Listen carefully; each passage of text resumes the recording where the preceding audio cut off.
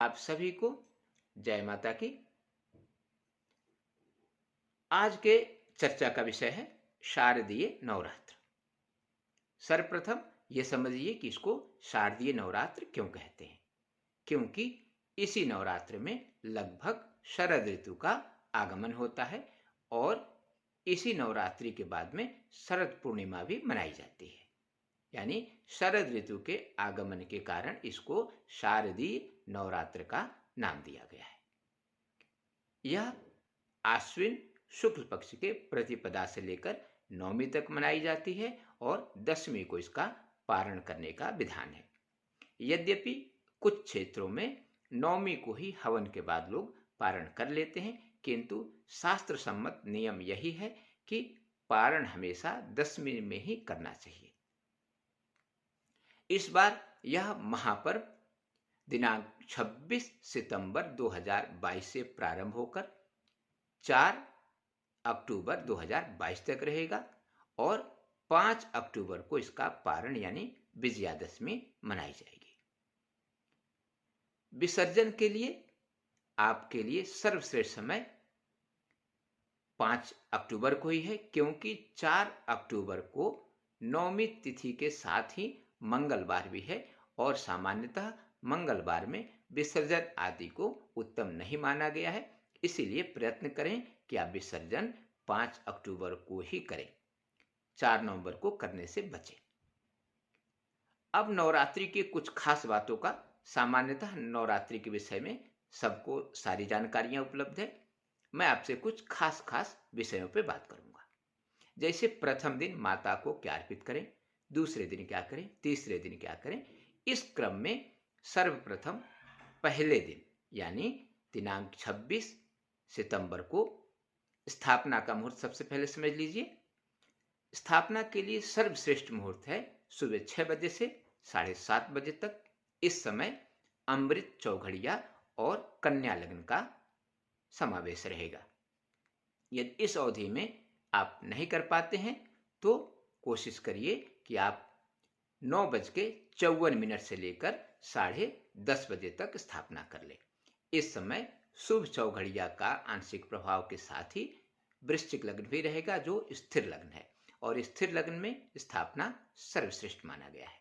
यदि इस अवधि में भी आप नहीं कर पाते हैं तो 1:30 बजे से 6 बजे तक चर, लाभ और अमृत चौघड़िया है। इसमें भी विशेष समय 4:04 से लेकर और 5:35 तक का समय और भी अच्छा है। इस अवधि में आप स्थापना कर लें, बहुत अच्छा रहेगा।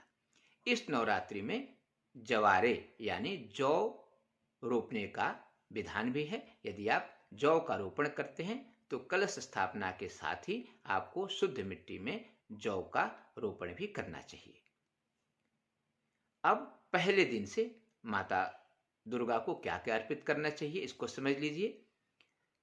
पहले दिन माता को उनके बालों की पवित्रता हेतु त्रिफला, चंदन, लेप आदि एवं कंघी यह अर्पित करने का बहुत बड़ा विधान है।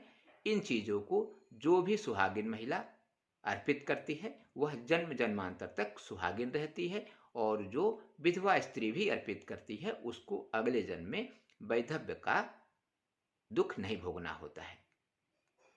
दूसरे दिन यानी द्वितीया के दिन आप रिबन या हेयर बैंड जैसे यानी बालों को संवारने के लिए जो वस्तुएं उपयुक्त होती हैं उनको आप माता को अवश्य अर्पित करें।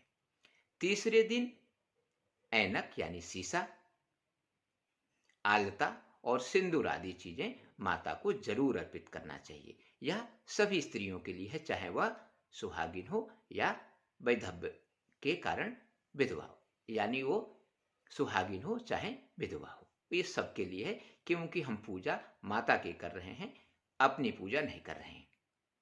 चौथे दिन आपको माता को तिलक, बिंदी, काजल और मधुपर्क जरूर अर्पित करना चाहिए। पांचवें दिन अंगराग यानी शरीरों में लगाए जाने वाले भिन्न भिन्न वस्तुओं को माता को जरूर अर्पित करना चाहिए। यह आपके सौभाग्य को कई गुना बढ़ा सकता है। छठे दिन नवरात्रि की अवधि में वेल के वृक्ष के आमंत्रण का और संध्या काल में बेल के वृक्ष का पूजन का बहुत बड़ा महत्व है। सप्तमी को आप बेल वृक्ष को किसी गमले आदि में लाकर घर पर भी पूजा करें, इसका भी बहुत बड़ा विधान है। इतना ही नहीं, उसी दिन यानी सप्तमी के रात को ही निशा पूजा भी माना गया है। कुछ क्षेत्रों में निशा पूजा बहुत ही विधि विधान से मनाया जाता है, इसीलिए इसका आप विशेष ध्यान रखें। इसके साथ ही आप यह समझ लीजिए कि नवरात्रि में यदि आप 9 दिन माता को सिर्फ मधु पर अर्पित करते हैं, यह भी आपके सभी मनोकामनाओं को दूर करके और आपके ऋण, रोग, दारिद्रता आदि सबका नाश कर सकता है। अब आपको राशि के अनुसार कुछ खास मंत्र बताता हूं, जिनको जप के आप इस नवरात्रि में अपनी सभी मनोकामनाओं को पूर्ण कर सकते हैं। मेष राशि वालों के लिए सबसे उत्तम मंत्र है ओम मतंग मुनि पूजितायै नमः।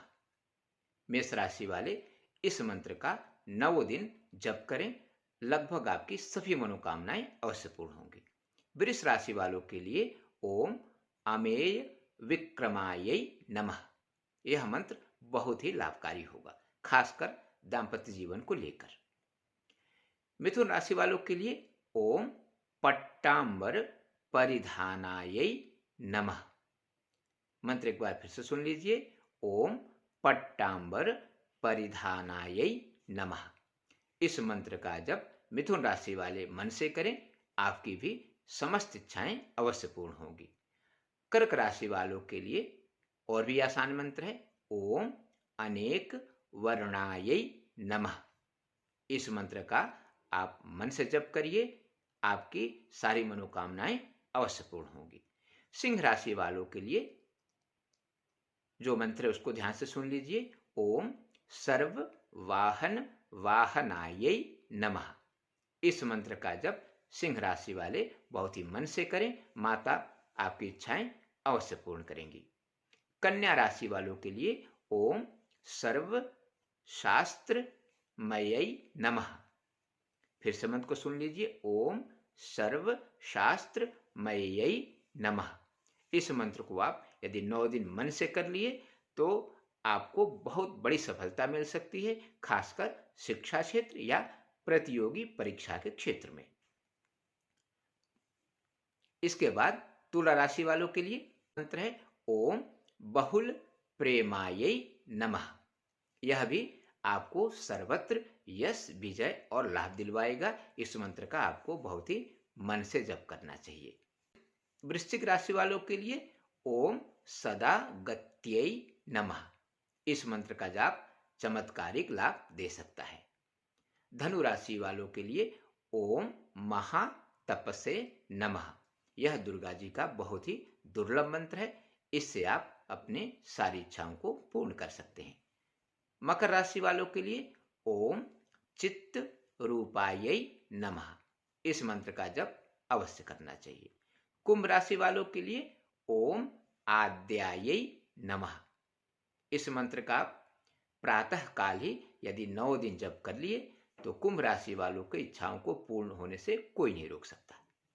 मीन राशि वालों के लिए और भी आसान मंत्र ओम रत्न प्रियायै नमः। यह आपके परिवार से सारी दरिद्रता को नाश कर सकता है।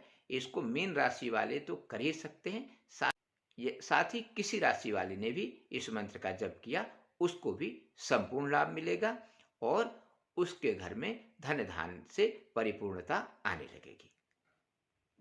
अब कुछ अलग मंत्रों का जप बताता हूं आपको।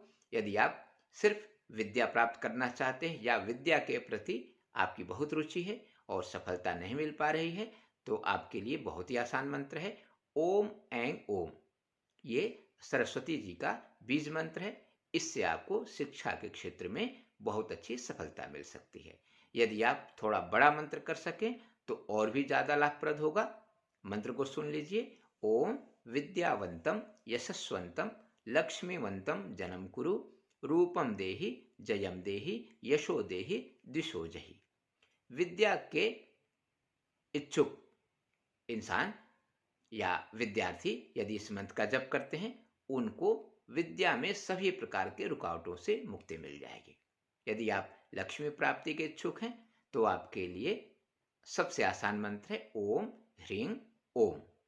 इसके अतिरिक्त आप ओम या देवी सर्वभूतेषु लक्ष्मी रूपेण संस्थिता नमस्तस्यै नमस्तस्यै नमस्तस्यै नमो नमः इस मंत्र का जप भी कर सकते हैं। यह भी आपको चमत्कारिक लाभ दे सकता है।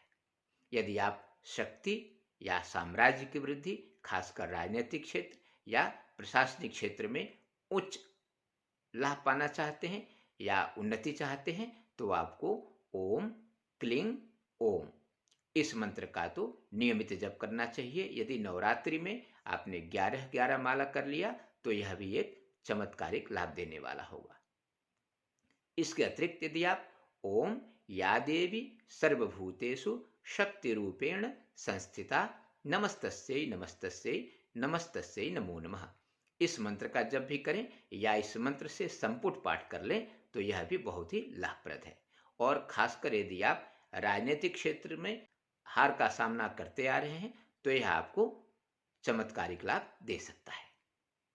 यदि आप डर से हमेशा ही ग्रसित रहते हैं, यानी आपको अज्ञात भय हमेशा परेशान करता है, तो आपके लिए एक बहुत ही आसान मंत्र है ओम सर्वस्वरूपे सर्वेशे सर्वशक्ति समन्विते भयभ्यस्त्राहि नो देवी दुर्गे देवी नमोस्तुते।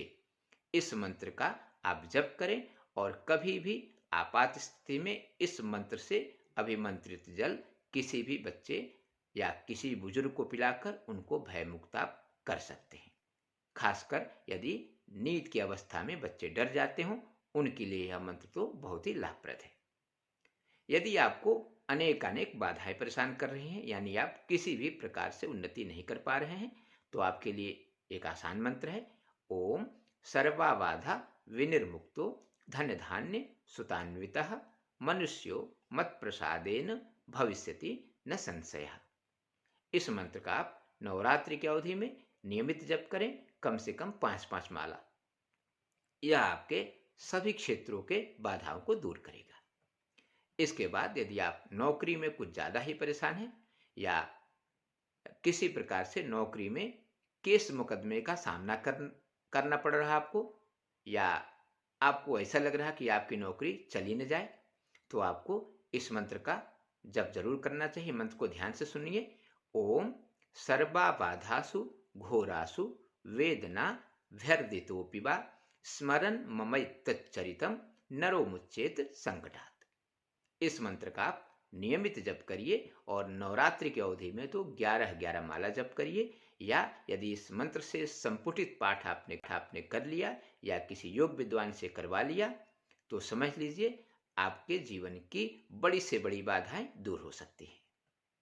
अब उनके लिए जो शत्रुओं से बहुत ज्यादा परेशान है, आपके लिए एक मंत्र है ओम सर्वाबाधा प्रशमनम त्रैलोक्यस्याखिलेश्वरी एवमेव त्वया कार्य मस्मद्वैरी विनाशनम। जब भी आपको लगे कि आप बिना गलती के सभी जगह से परेशान हो रहे हैं, तो आप इस मंत्र का नवरात्रि में तो जप करें ही, अपने नियमित पूजा यानी दैनंदिनी पूजा में भी इस मंत्र को शामिल करें। आपको सारी बाधाओं से स्वयं मुक्ति मिलने लगेगी।